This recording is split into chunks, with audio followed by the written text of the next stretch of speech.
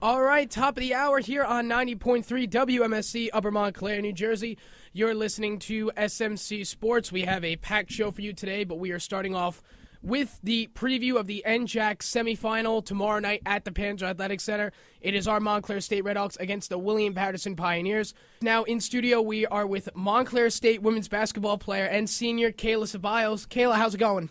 I'm good. How are you? Very good. So let's just start it off right away. We'll start with an open forum. So Kayla, I want to kind of go back to Puerto Rico where you had your season-ending injury.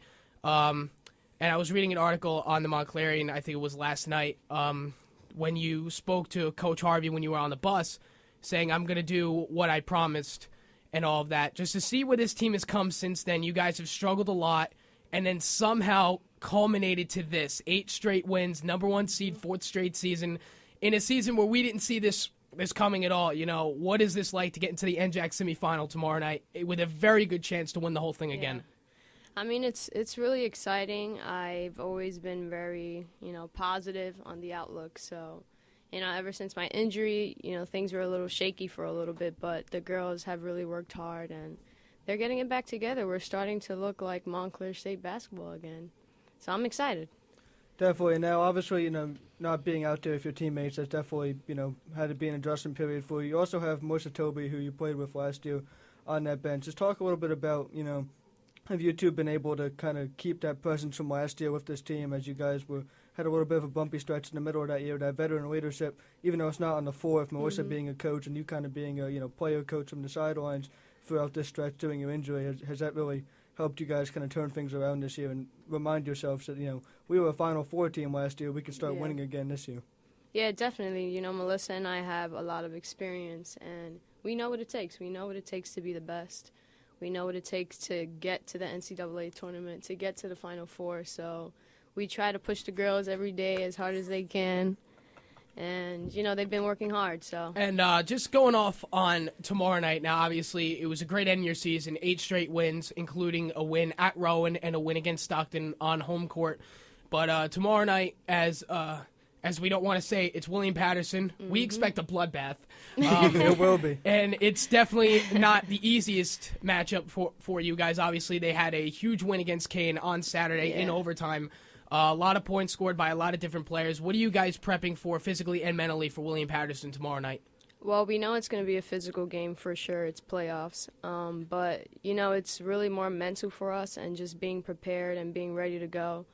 They like to what they're known for is just crashing the rebounds. So we just have to be aggressive and protect the ball and be confident. So what stood out to me was that seemingly every category between these two teams, whether it was in the 2 head-to-head matchups or just overall conference, almost neck and neck in every other category throughout this game. And playoff basketball, you saw last year in the semifinals, it's all about getting those veteran players to be able to step up. Last year was Snitcher Aquino, who was able to really carry you guys to the championship. Melissa had a big game that night as well. Outside of those two, really, it was a rough shooting night for the rest of you guys against TCNJ, and you were able to get to the final. Who is the coaching staff really looking at this time around without having you on the floor tomorrow to, have a big game tomorrow, and who are you kind of looking forward to seeing take that step up in a new playoff spotlight? Well, what's interesting about our team now is that you just never know who's going to step up.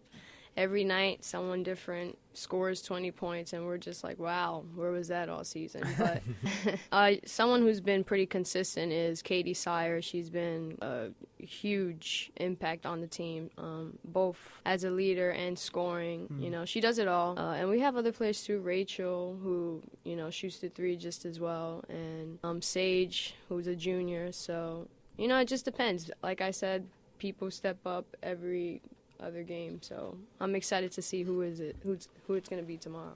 You've won the last 10 games versus William Paterson or anything, and you swept them during the season. Is that kind of playing into your mental I guess approach to this, or are you just we never seen them before, let's play them a lot? I don't think we're going into the game that way. Like I said, it's playoffs, and playoff time you just never know what's going to happen. So we just need to be ready to go and focus. We can't just, be too cocky about it. Yeah. So. And going off what you said before about Katie Sire, to me, and I guess Sean can also say the same thing, has really been the main person to step up since your injury in Puerto Rico. What has been your overall impression of Katie Sire this season before and after your injury? Well, I honestly love playing with Katie Sire. She's one of my favorite players to play with. Her hustle, I could always count on her no matter what. I know she's going to give it 100% every game.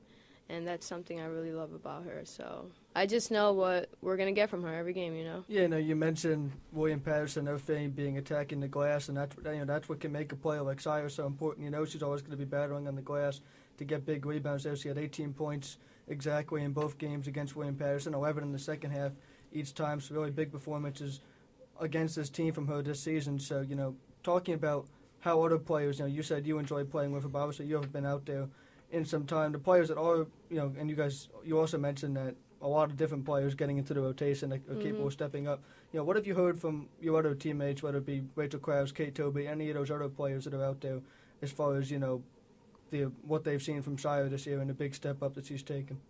I mean, I think everyone could agree that Katie Sire is one of the hardest working players on this team, and she does a good job of really keeping everyone together on the floor especially after I got hurt. The leadership kind of died down a little bit, and she's really stepped up. So we obviously talked about William Paterson. What are you expecting from their side tomorrow night? Obviously it's playoffs. Like you said, the last 10 meetings have gone your way. 2-0 this season against William Paterson, but it is the playoffs. And you remember 2 years ago, this was the NJAC championship matchup between MSU and William Paterson. What do you expect from this matchup? Winner going to the NJAC championship, and what do you expect tomorrow night? Like you said, I'm expecting a bloodbath.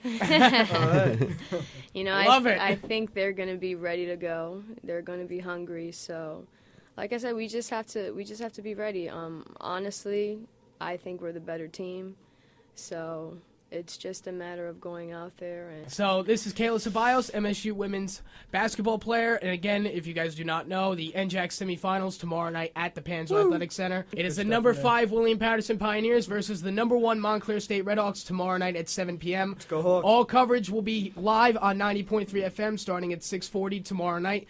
Craig Gorbanoff and Sean Martin on the call beginning at 7.